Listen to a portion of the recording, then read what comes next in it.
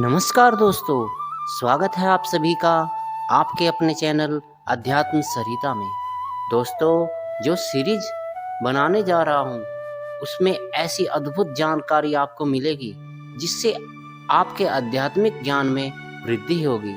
दोस्तों, संसार में जो कुछ भी है सब शिवमय है, या यूं कहे सब कुछ ईश्वरमय है, अर्थात ईश्वर के अतिरिक्त कुछ भी नहीं है, सब माया है। कहा भी गया है, अहम शिवे शिवश्चायम तवम चापि शिव एव हि, सर्वम शिवमयम ब्रह्मात् शिवात् परम न किंचना। अर्थात ब्रह्मन, मैं शिव, यह शिव, तुम भी शिव, सब कुछ शिवमय है, शिव के अतिरिक्त और कुछ भी नहीं है। तो आइए सुनते हैं आदिर ज्योतिर्लिंग की कथा। पद्म कल्प के प्रारंभ में भगवान ब्रह्मा जब अंडज, पिंडज, उद्भिज, स्वेदज एवं देवताओं आदि की सृष्टि कर चुके, एक दिन स्वेच्छा से घूमते हुए क्षीर सागर जा पहुंचे। दोस्तों, आपको बताना चाहूंगा 4 प्रकार की सृष्टियां होती है, जो इस प्रकार है: अंडज, पिंडज, उद्भिज, स्वेदज। अंडज यानी कि जो अंडे से उत्पन्न हुए हैं, जैसे पक्षी आदि। पिंडज यानी कि मैथुनी सृष्टि, जैसे मनुष्य, पशु आदि। उद्भिज यानी कि जो भूमि को फोड़कर निकले हैं, वनस्पति, वृक्ष आदि। स्वेदज यानी कि जो पसीने से उत्पन्न होती है, जैसे कि जूं आदि। दोस्तों, ये 4 प्रकार की सृष्टियां हैं। उन्होंने देखा भगवान नारायण शुभ्र, श्वेत, सहस्र फण मौली शेष की सैया पर शांत अधलेटे हुए हैं। भूदेवी, श्रीदेवी, श्री महालक्ष्मी जी शेष साई के चरणों को अपने अंक में लिए चरण सेवा कर रही है। गरुड़, नंद, सुनंद, पार्षद, गंधर्व, किन्नर आदि विनम्र हाथ जोड़े खड़े हुए हैं। यह देख ब्रह्मा जी को अति विस्मय हुआ। ब्रह्मा जी को गर्व हो गया कि मैं एकमात्र सृष्टि का मूल कारण हूँ और मैं ही सबका स्वामी, नियंता, पितामह हूँ। मैं ही सर्वश्रेष्ठ हूँ। फिर यह वैभव मंडित कौन यहाँ निश्चिंत सोया है? श्री नारायण को अविचल शयन करते हुए देखकर उन्हें क्रोध आ गया। ब्रह्मा जी ने समीप जाकर कहा, तुम कौन हो? उठो, देखो, तुम्हारा स्वामी, तुम्हारा पिता आया है। शेष साई ने केवल दृष्टि उठाई और मंद मुस्कान से बोले, वत्स, तुम्हारा मंगल हो, आओ इस आसन पर बैठो। ब्रह्मा जी को और अधिक क्रोध हो आया। चिल्लाकर बोले, मैं तुम्हारा रक्षक पितामह हूँ नारायण, तुम्हें मेरा सम्मान करना चाहिए। इस पर भगवान नारायण ने कहा, जगत मुझ में स्थित है, फिर तुम उसे अपना क्यों कहते हो? तुम मेरे नाभि कमल से पैदा हुए हो, अतः मेरे पुत्र हो। मैं सृष्टा, मैं स्वामी। यह विवाद दोनों में होने लगा। विवाद युद्ध तक जा पहुंचा। श्री ब्रह्मा जी ने जैसे ही प्रहार किया, तत्क्षण श्री नारायण के दाहिने अंग से भगवान विष्णु प्रकट हो गए। दोनों में युद्ध छिड़ गया। ब्रह्मा जी हंस पर और विष्णु जी गरुड़ पर बैठकर युद्ध करने लगे। देवताओं की भी बीच बचाव करने की हिम्मत नहीं हुई।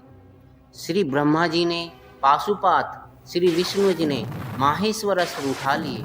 दिशाएं कांपने लगी, दिशाएं अस्त्रों के तेज से जलने लगी। सृष्टि में हाहाकार मच गया और प्रलय तक की संभावना हो गई।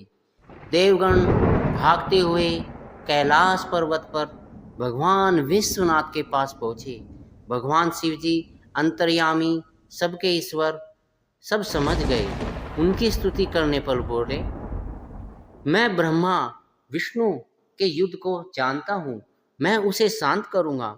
सहसा भगवान शंकर दोनों के मध्य में अनादि अनंत ज्योतिर्मय स्तंभ के रूप में प्रकट हो गए। फाल्गुन कृष्ण चतुर्दश्याम आदिदेवो महानिशि शिवलिंगा तयोद्भूता कोटि सूर्य समप्रभा कोटि सूर्य समप्रभा। अर्थात फाल्गुन कृष्ण चतुर्दशी की रात्रि महाशिवरात्रि को आदिदेव भगवान श्री शिव करोड़ों सूर्य के समान प्रभाव वाले दिव्य ज्योतिर्लिंग रूप में प्रकट हुए। दोस्तों, महाशिवरात्रि का यही रहस्य है। माहेश्वर पाशुपात दोनों अस्त्र शांत होकर उस दिव्य ज्योतिर्लिंग में लीन हो गए, समा गए।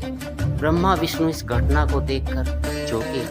मैं सृष्टि का पितामह भी नहीं जानता कि यह क्या है, तुम भी नहीं जानते कि यह क्या है। हम दोनों से भिन्न तीसरा तत्व ये कहाँ से प्रकट हुआ? इसके आदि अंत का पता लगाना चाहिए। जो भी आदि अंत का पता लगा लेगा वही हम दोनों में श्रेष्ठ होगा। श्री ब्रह्मा जी हंस वाहन पर ऊपर की ओर गए। श्री विष्णु जी वराह रूप धारण कर उस लिंग के नीचे की ओर गए। पाताल में गए, किंतु श्री हरि मूल का पता नहीं लगा सके और खिन्न होकर आ गए। श्री ब्रह्मा जी को ऊपर से गिरता हुआ केतकी का एक पुष्प मार्ग में मिला। पुष्प से पूछा, तुम कहाँ से आ रहे हो? पुष्प ने कहा, मैं इस स्तंभ के मध्य देश से ही गिरा हूँ। ब्रह्मा जी ने कहा, अभी मध्य ही नहीं आया है तो अंत ना जाने कहाँ होगा। पुष्प से बोले, मैं सृष्टि करता हूँ, तुम्हारा पितामह हूँ। तुम साक्षी में कह देना कि मैं ऊपर अंत तक पहुँच गया हूँ। रास्ते में गाय मिली, उसको भी साक्षी देने के लिए मना लिया गया। नीचे आकर ब्रह्मा जी ने कहा, मैंने ऊपर अंत तक पहुंचकर पता लगा लिया है। साक्षी में यह केतकी का पुष्प और गाय हैं। गाय एवं पुष्प। ब्रह्मा जी ने असत्य बोला।